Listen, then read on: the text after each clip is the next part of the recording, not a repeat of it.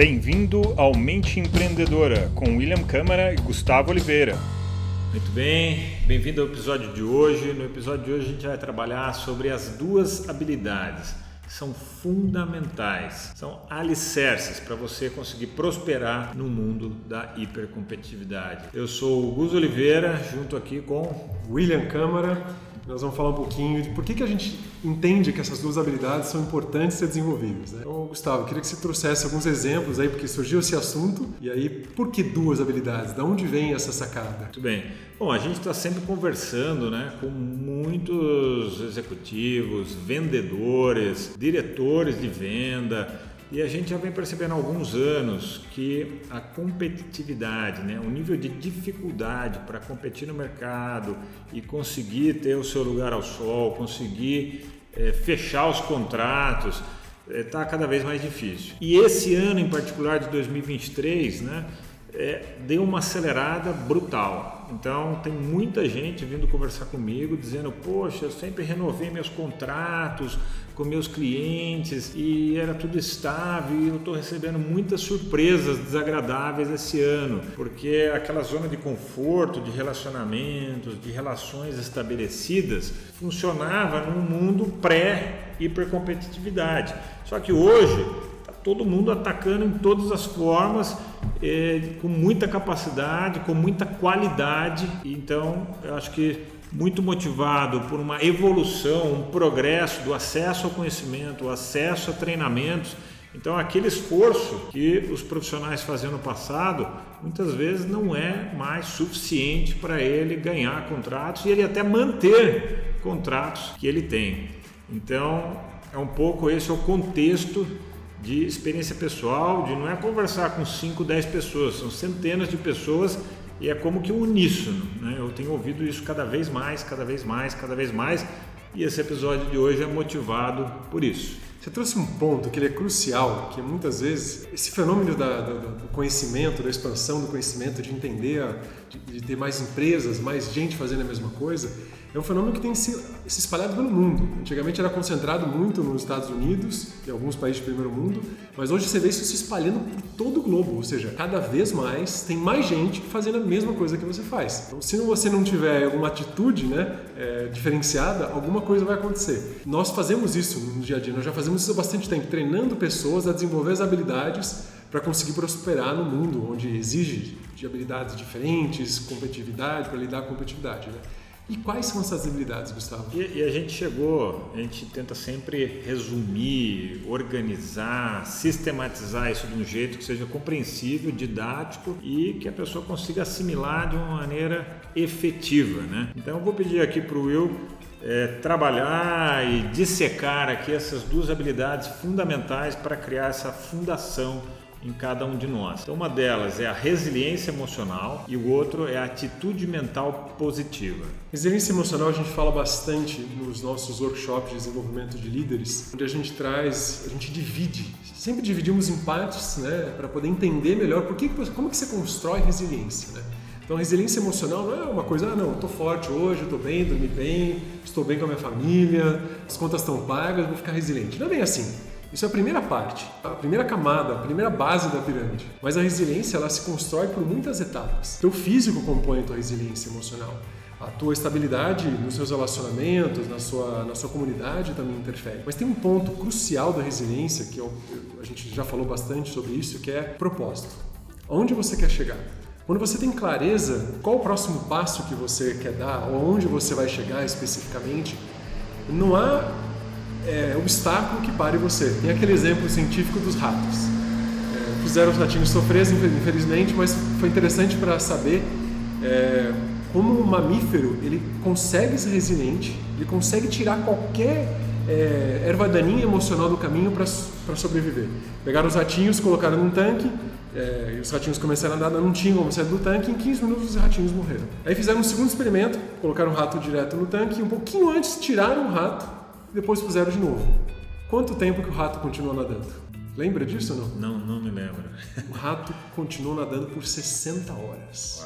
Ou seja, em 15 minutos ele morreu, mas quando trouxe a esperança de que ele podia sobreviver, ele teve uma resiliência física, emocional, mental absurda seja, ele prosperou, a mente dele ficou muito forte imediatamente porque tinha uma história por trás. Tinha aquela história, não é só de esperança, né? Mas ele tinha um propósito, ele sentiu que ele conseguia prosperar o propósito dele. É uma coisa que motivava ele, né, se dá para por assim dizer, internamente, né, de dentro para fora e não de fora para dentro. Então, um propósito, uma história, uma narrativa, quando você consegue enxergar a luz no fim do túnel, não uma esperança boba, não. É você se imaginar num futuro e realmente você vê um cenário onde as coisas estão melhores para você, onde você conquista um objetivo. Então, em qualquer área, tá? Seja o dono de uma empresa, seja um vendedor que precisa bater uma meta, seja alguém que está precisando completar um projeto de uma área de escola, um mestrado, e ele precisa realmente trazer uma coisa muito competitiva ali, num ambiente muito competitivo. Ele precisa ter essa resiliência emocional.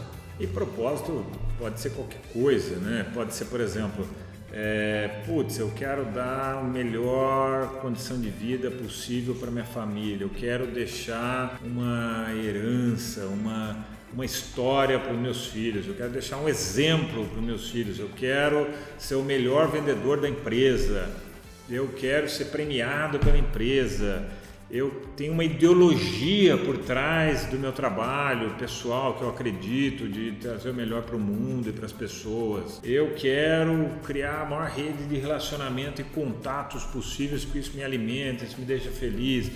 Nossa, pode ser tanta coisa, porque eu acredito naquele produto que eu estou vendendo, né? Ou, eu montei uma empresa que tem um propósito de que aquela empresa prospere, cresça e seja uma coisa que me traz satisfação e realização pessoal. Pode ser mil coisas, né? Eu gosto muito de tirar aquele romantismo que foi colocado em cima do propósito, que precisa ser uma coisa estruturada, desenhada, pensando no futuro, pensando no meio ambiente e na felicidade das pessoas e nos menos privilegiados. Não necessariamente, tá? Pode ser uma coisa bem estruturada, mas pode ser exatamente como você falou. Eu só quero que minha família seja feliz. Eu só quero ser o melhor profissional neste momento, nesta empresa. Pode ser que daqui 3 anos eu nem esteja aqui, mas nesses próximos 3 anos eu quero realmente vencer essa etapa, sabe? Eu quero fazer com que esse caminho seja brilhante. Eu quero vestir a camisa de que eu prosperei no meu melhor nesses anos. Esses dias eu vi um casal de velhinhos, né, aposentados, que eles nem alugam mais, não tem casa, nada. Eles vivem cada semana num cruzeiro de navio diferente. Eu vi essa história. Então, talvez você possa querer fazer isso com 55 anos e não com 65, 70. Tá bom, é um propósito válido, porque mas é egoísta. Todo propósito de algum nível é egoísta, né? Sim. Então não tem nenhum problema com isso.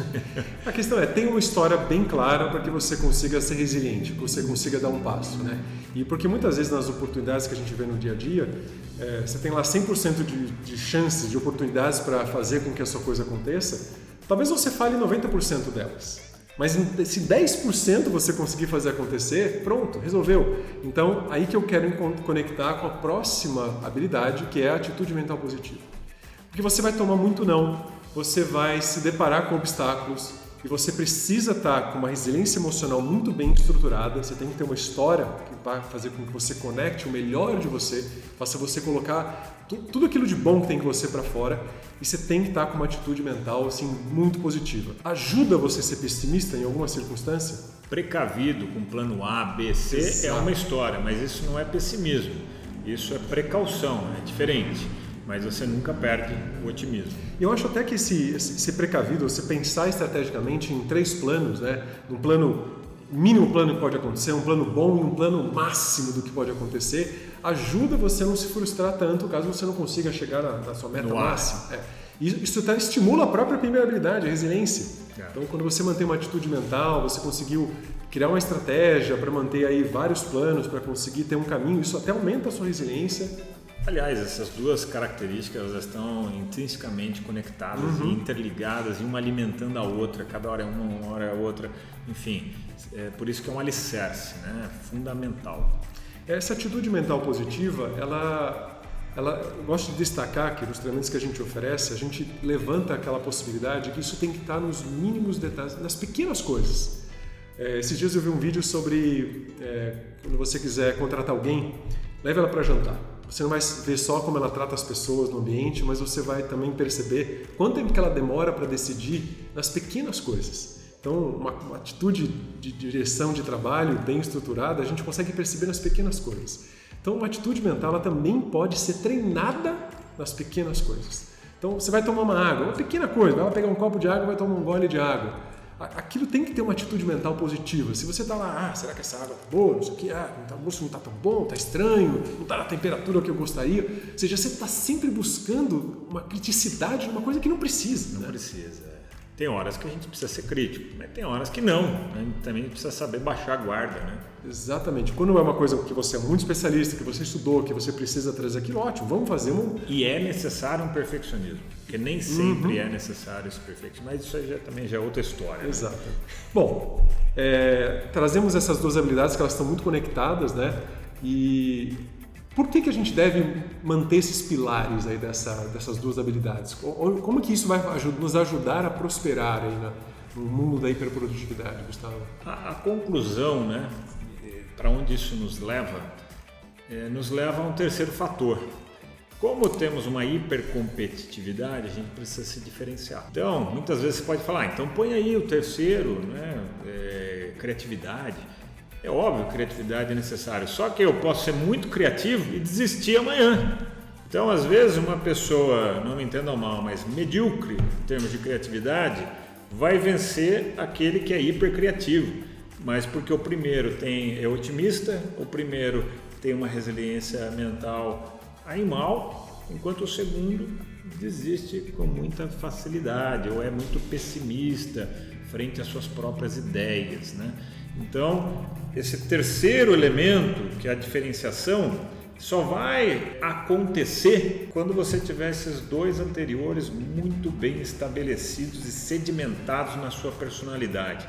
Por isso que tem que treinar isso primeiro. Depois vem o resto. Pessoa mediana, medíocre, vai ganhar de você se você não tiver esses dois pilares muito bem sedimentados, só se baseando na sua capacidade de ser criativo. Então, a resiliência emocional e a atitude mental são pilares para que você chegue numa diferenciação. E aí vem um elemento que a gente trata bastante nas mentorias, no Upskill, que é ter clareza dessa diferenciação. Então, esse treino constante dessas duas habilidades vão permitir que você desenvolva essa diferenciação e tenha clareza dela.